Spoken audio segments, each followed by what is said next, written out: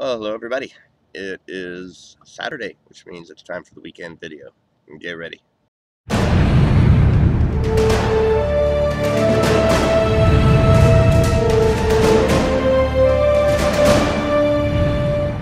everybody. So, a good friend of mine and fellow gospel revolutionary and I were talking yesterday on the phone, and he brought up the issue where, he hangs out in a lot of groups where people like to believe that there is uh, that everybody's all right with God. There is no damnation coming for anybody, but they're very critical and uh, do not like the Bible. They've left church and they've left the Bible behind because verses from the Bible were used by the church in a condemning, fearful way, taken out of context and presented in a condemning, fearful way.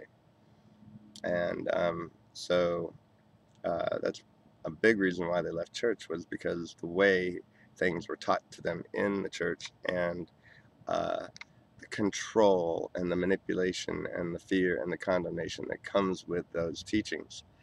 So, and in the process, now that they're no longer in church, they also have an aversion to the Bible itself, and they want to just throw the Bible out. They don't want to.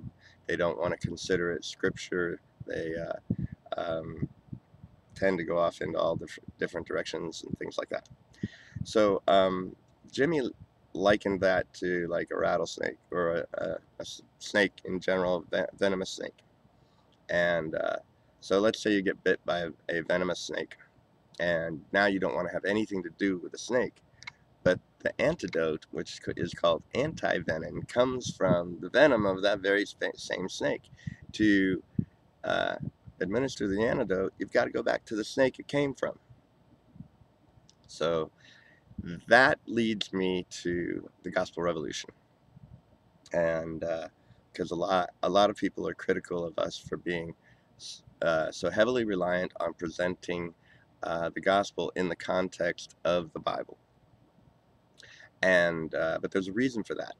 The gospel has been distorted by verses being taken out of context of the Bible, and in order to undo that teaching, you have to use this very same source that convoluted teaching came from to begin with. Some of the critics that were very harsh, well, there were critics who were very harsh about Mike's book, one, The Gospel According to Mike. Um, some more religious, biblically rigid critics, they did not like that he did not cite actual verses. Um, Mike quotes verses and oftentimes paraphrases them in the book, and will either tell you what book it came from or the book and the chapter. The intent behind that was to get people, because people are what Mike coined a long time ago. He coined this term called verse damned. We know the readers have all had the verses that he is unraveling and unteaching and putting back in the context of the text they came from.